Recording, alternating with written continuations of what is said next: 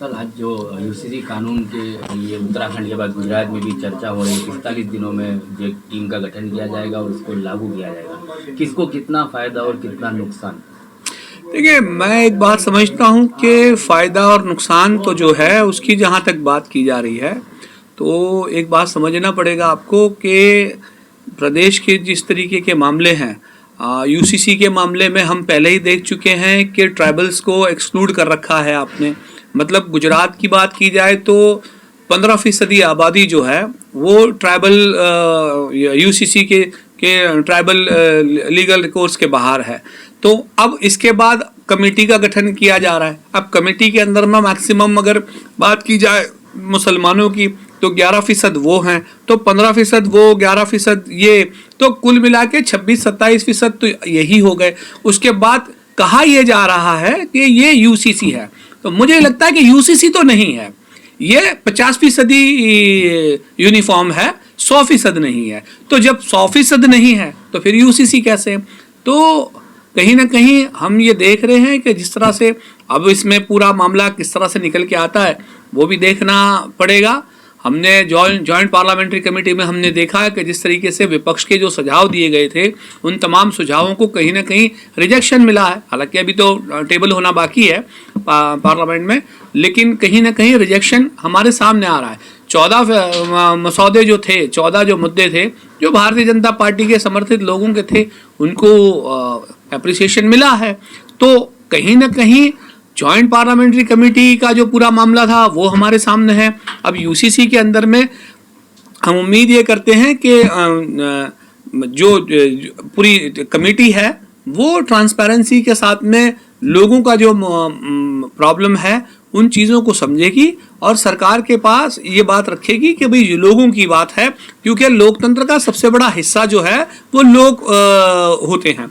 तो कहीं ना कहीं लोगों की बात अगर वहां पहुंचेगी और इसको कितना कामयाब करवा पाएंगे, ये सबसे बड़ा सवाल रहेगा गुजरात में। सर ये असल में बिल है क्या? लोगों को अब तक इसकी पूरी जानकारी नहीं है। बिल में नुकसान क्या और फायदे क्या, किसको नुकसान और किसको फायदा? देखिए, यूसीसी के नाम पर तो मुझे लगता है कि भारतीय जनता पार्टी सिर्फ और सिर्फ राजनीति कर रही है, इससे विशेष और कुछ भी नहीं कर रही। और जहां तक उसकी मातृ संस्था की अगर बात की जाए तो गोलवालकर ने तो खुद मुखालिफत की थी इसकी यूसीसी के मामले को लेकर के। तो ये तो अपनी नीतियों को या उनकी जो मतलब मदर ऑर्गेनाइजेशन है उन नीतियों को भी वो तो कहीं ना कहीं कॉन्ट्रडिक्ट करते हुए नजर आ रहा है। खैर ये तो बात हो गई, लेकिन यूसीसी जहां तक बात है, देखिए हमारे यहाँ एक क्रिमिनल कोड है और एक सिविल कोड है। क्रिमिनल कोड ऑलरेडी लागू है ही, क्रिमिनल कोड में तमाम लोग जो हैं वो इंक्लूडेड हैं और कहीं ना कहीं आप देखेंगे तो उसके लिए कानून समान है, उसमें कोई भी रहेगा। अगर कोई ट्राइबल भी है तो उसके लिए भी कानून वही धारा लगेगी। अगर हत्या की धारा किसी आम व्यक्ति पे लगती है तो वही उस पर भी लगेगी। तो हमारे यहाँ क्रिमिनल कानून लॉ एग्जिस्ट करता ही है। सिविल के मामले ये हैं कि सिविल जो चीज़ है वो हर एक व्यक्ति में अलग है।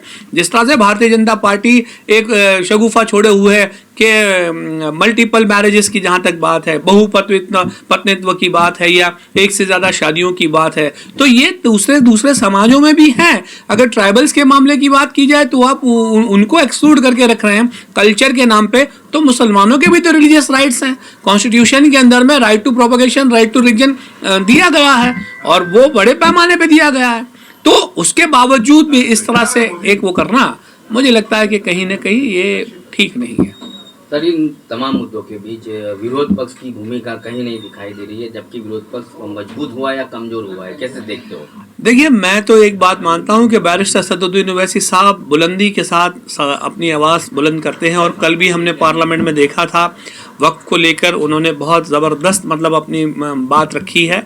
और बैरिस्टर सदरुद्दीन ओवैसी साहब हर बार अपने तरीके से एक एक लम्हे का, मैं पहले भी कह चुका हूँ, एक एक लम्हे का पार्लियामेंट में इस्तेमाल करते हैं बिना किसी एक सिंगल मिनट या एक सिंगल सेकंड ज़ाया किए बिना।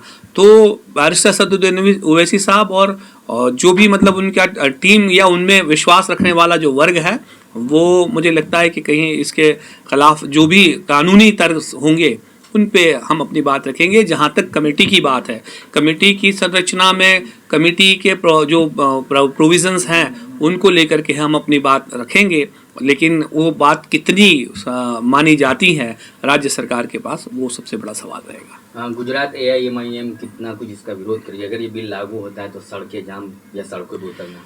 देखिए, मैं समझता हूँ कि प्रदेश का मुसलमान जो है, हमने पहले भी देखा था, ट्रिपल तलाक बिल में भी हमने इसी लाल दरवाजे पे हमने घटनाएं देखी थी।